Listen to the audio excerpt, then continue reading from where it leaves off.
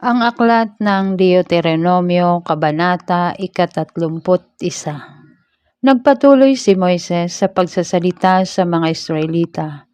Ang sabi niya, 120 taon na ako ngayon at hindi ko na kayo kayang pamunuan. Bukod dito, sinabi sa akin ni Yahweh na hindi ako maaaring tumawid sa Hordan. Ang Diyos ninyong si Yahweh mismo ang mangunguna sa inyo. Pupuksain niya ang mga bansang daraanan ninyo upang mapasa inyo ang lupain nila. Si Jose ang inyong magiging pinuno gaya ng sinabi ni Yahweh.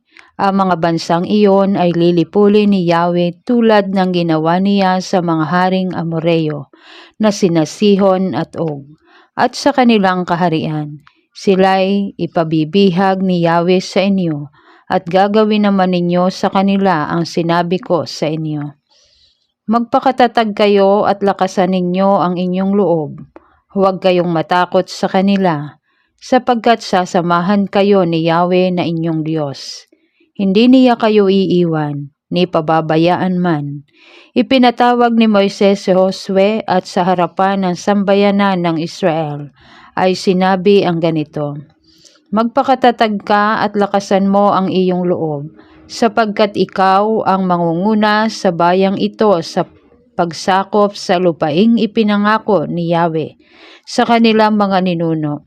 Si Yahweh ang mangunguna sa iyo, sasamahan ka niya, hindi ka niya bibiguin o pababayaan man, kaya't huwag kang matakot ni panghinaan ng loob. Isinulat ni Moises ang mga utos at ibinigay ito sa mga paring tagadala ng kaban ng tipan at sa matandang namumuno sa bayan. Sinabi niya, sa pista ng mga tulda tuwing katapusan ng 7 taon na siyang taon ng pagpapatawad ng utang.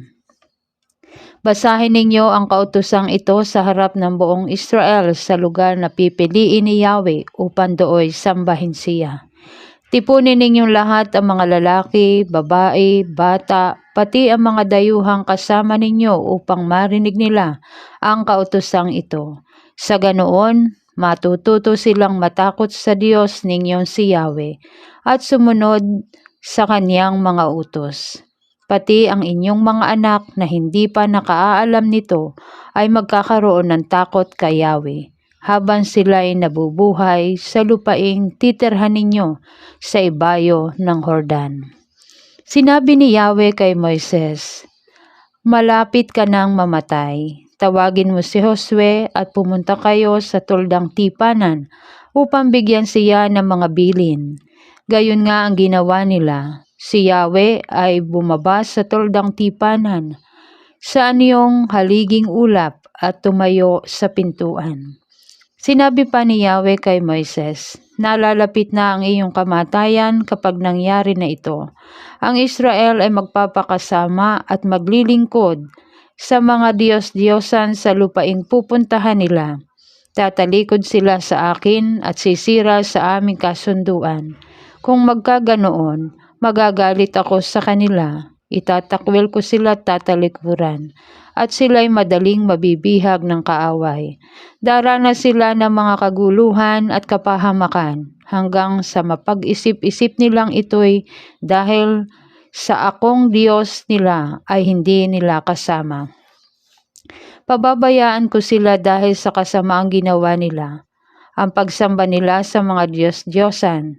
Kaya nga isulat mo ang awiting ito at ituro sa bansang Israel upang maging tagapagpaalala sa kanila.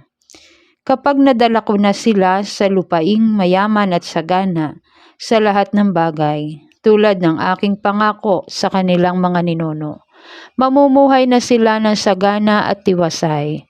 Ngunit sasamba sila at maglilingkod sa mga Diyos-Diyosan. Tatalikod sila sa akin at sisira sa aming kasunduan. Kung dumating na sa kanila ang matinding kahirapan at kaguluhan, ang awit na ito ang siyang susumbat sa kanila, sapagkat matatanim ito sa isipan ng magiging lahi nila. Hindi ko pa sila nadadala sa lugar na ibibigay ko sa kanila, ay alam ko na ang kanilang binabalak. Nang araw ring iyon, Sinulat niya ang isang awit at itinuro ito sa mga Israelita. Itinalaga ni Yahweh si Josue na anak ni Nun. Sinabi niya, "Magpakatatag at lakasan mo ang loob mo sapagkat ikaw ang mangunguna sa Israel sa pagpunta nila sa lupaing ipinangako ko sa kanila. Hindi kita pababayaan." Matapos isulat ni Moises sa isang aklat ang buong kautusan, sinabi niya sa mga pari, "Dalhin ninyo ang aklat na ito at itabi sa kaba ng tipan upang maging babalas sa inyo. Alam kong kayo'y mapaghimagsik at matigas ang ulo. Kung ngayoy buhay pa ako ay lagi kayong naghihimagsik kay Yahweh, lalo na kung patay na ako. Pupulungin ko ang inyong matatanda at ang inyong mga pinuno. Ipaliliwanag ko sa kanila ang mga bagay na ito at gagawin kong saksi ang langit at lupa laban sa kanila, sapagkat natitiyak kong kayo'y magpapakasama pagkamatay ko. Lilihis kayo sa daang itinuro ko sa inyo. Darating ang araw na magagalit sa inyo si Yahweh dahil gagawin